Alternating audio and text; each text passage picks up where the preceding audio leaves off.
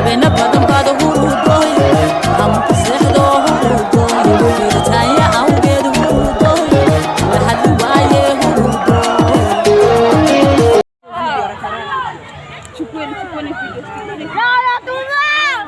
لعنة الله يا ونمشيكم حسبنا الله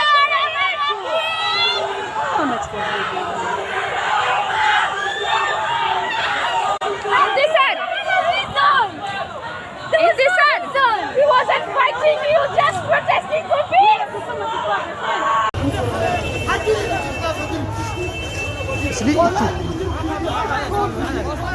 Sini tuh bermain. Apa?